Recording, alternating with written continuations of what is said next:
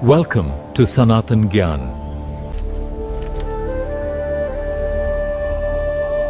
सनातन ज्ञान पॉडकास्ट में आपका स्वागत है। आज हम एक ऐसे ग्रंथ की दुनिया में उतर रहे हैं जिसे अक्सर पके हुए फल की तरह माना जाता है, मतलब वैदिक ज्ञान का जो सार है। हम बात कर रहे हैं श्रीमद् भागवतम की, जिसे महर्षि व्यासदेव ने लिखा था।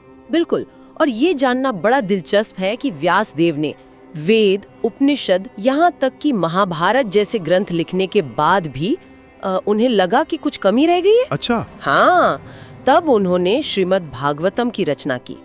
और ये सिर्फ कहानियों की किताब नहीं है, बल्कि आप कह सकती हैं कि ये जीवन, धर्म और आध्यात्मिकता को समझने के लिए एक तरह की गाइड है। इसमें ज्ञान और भक्ति का एक बहुत सुंदर संगम है। और आज हमने इसका एक बहुत ही खास हिस्सा चुना है। हम इसके चौथे स्कंद के 13वें अध्याय पर चर्चा करने वाले हैं।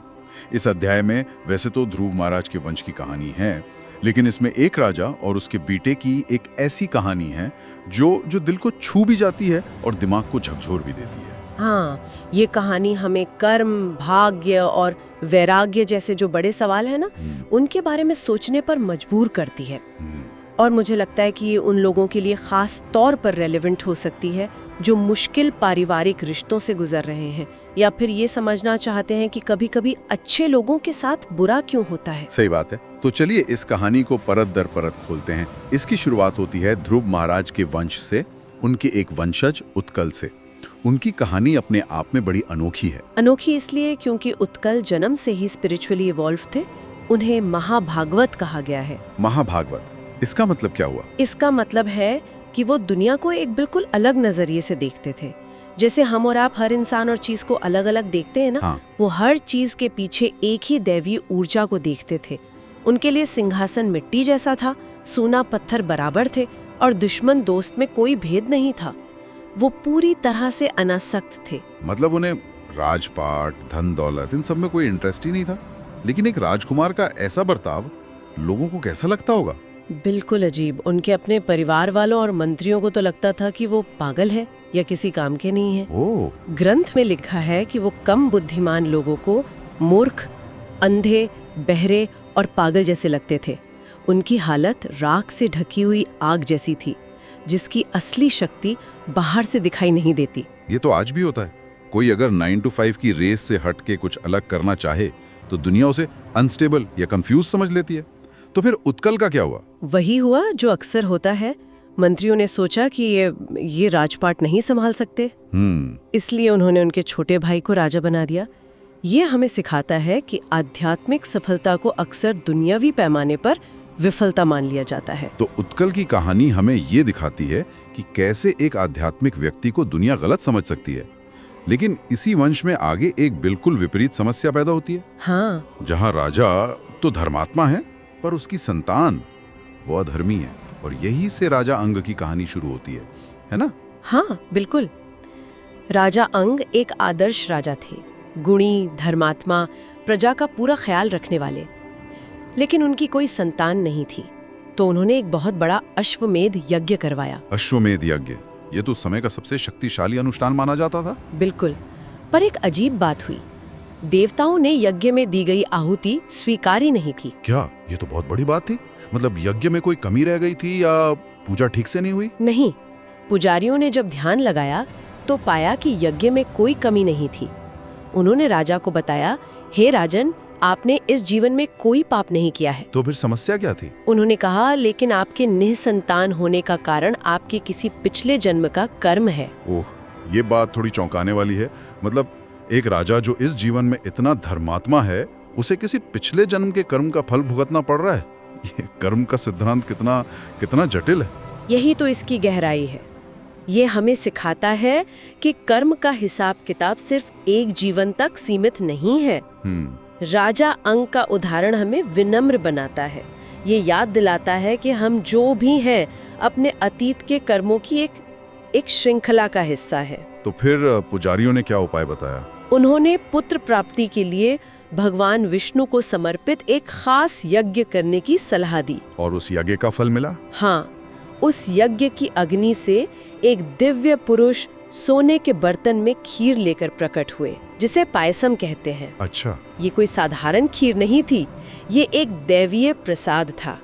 राजा ने उसे अपनी पत्नी रानी सुनीता को दिया और उसे खाने से उन्हें पुत्र हुआ, जिसका नाम रखा गया वेन। तो समस्या सुलझ गई, राजा को पुत्र मिल गया।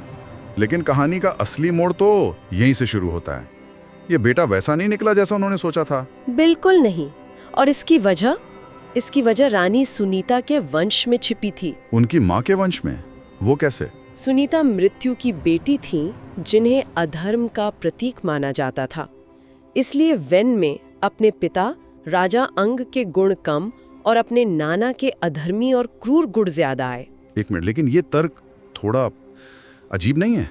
मतलब पिता के इतने अच्छे गुण, इतना बड़ा यज्ञ और दैवीय हस्तक्षेप, इन सब पर माँ के वंश का प्रभाव इतना भारी पड़ गया? यह एक बेहतरीन सवाल है। यह हमें नेचर वर्सेस नर्चर की जो प्राचीन बहस है उसकी याद दिलाता है। हाँ, बिल्कुल। यहाँ शास्त्रीय संकेत दे रहे हैं कि कुछ गहरे संस्कार, कुछ प्रारब्ध कर्म इतने प्रबल होते हैं कि वे अच्छे से अच्छे माहौल पर भी हावी हो सकते हैं। ये किस्मत नहीं, बल्कि प्रबल कर्मों का नतीजा है। अच्छा।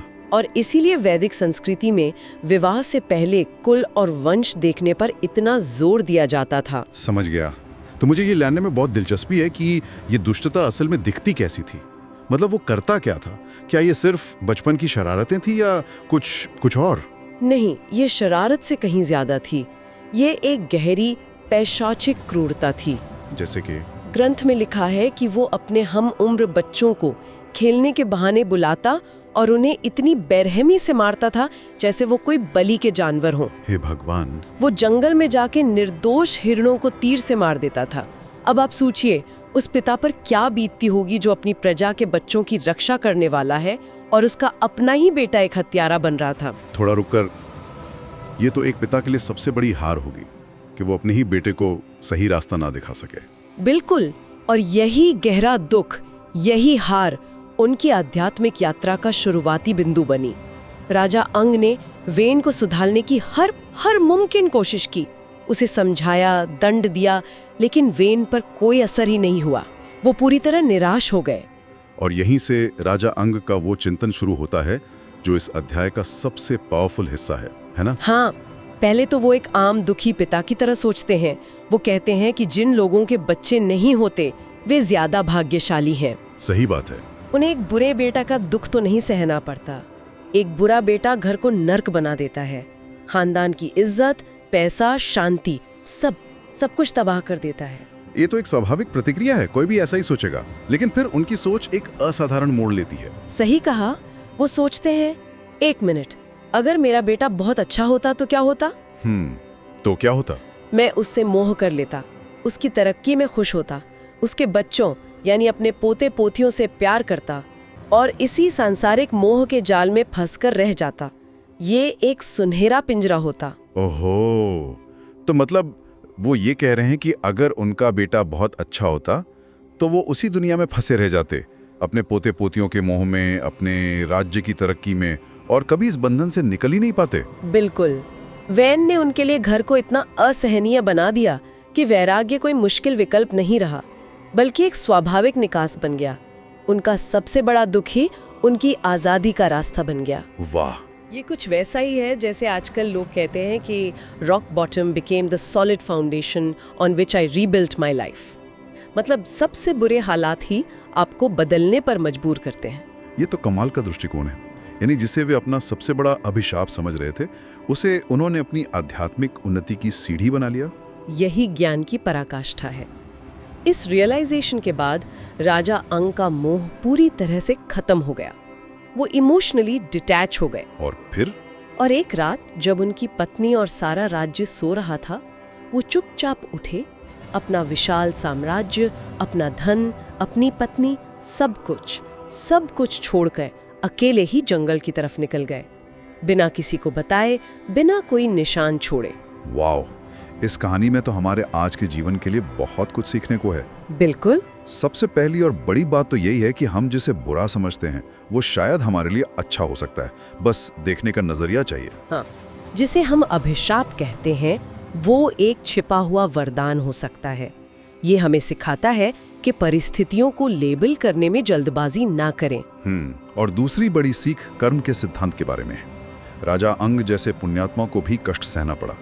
ये हमें विनम्र बनाता है और सिखाता है कि जब जीवन में कुछ अनएक्सपेक्टेड हो तो भाग्य को कोसने के बजाय धैर्य और समझ से काम लें। सही कहा।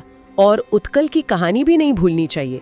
जिसे दुनिया ने पागल या नाकारा समझकर किनारे कर दिया, वो असल में सबसे ज्यादा स्पिरिचुअली एडवांस्ड था। ये बहुत जरूरी पॉइंट है। ये हमें याद दिलाता है कि सफलता को सिर्फ बाहरी पैमानों से, जैसे पैसा या पद से नहीं मापना चाहिए। असली सफलता तो मन की शांति और आत्मज्ञान में है। तो चलिए इस पूरी चर्चा के मुख्य बिंदुओं को एक बार फिर से दोहराते हैं ताकि वो हमारे लिसनर्स के मन में बैठ जाएं। जरूर। मुझे लगता है 4 मुख्य टेकअवेज हैं। पहला, कठिनाई में अवसर।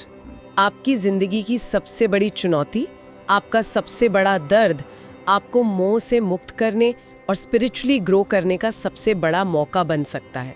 जैसे राजा अंग के लिए उनका बेटा बना। दूसरा पॉइंट होगा कर्म का जटिल नियम। अच्छे लोगों के साथ भी बुरा हो सकता है, जो उनके पिछले कर्मों का फल होता है।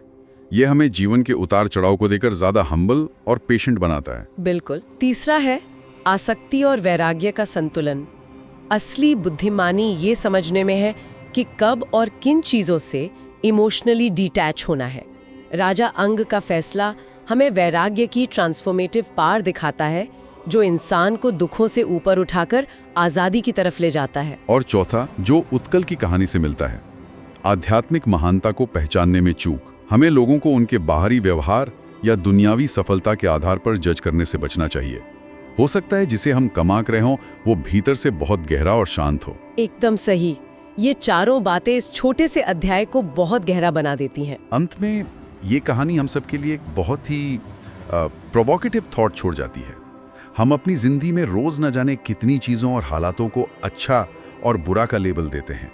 हाँ। ये कहानी हमें पूछती है, क्या हो अगर हमारी सबसे बुरी परिस्थिति ही हमारी आध्यात्मिक आजादी का दरवाजा हो? क्या हो अगर हमारा सबसे बड़ा दुश्मन ही हमारा सबसे बड़ा गुरु साबित हो? बिल्कुल। ये कथा हमें एक नजरिया देती है कि अगर हमारे पास देखने की बुद्धि हो तो सबसे अंधेरी सुरंग भी हमें रोशनी की ओर ले जा सकती है।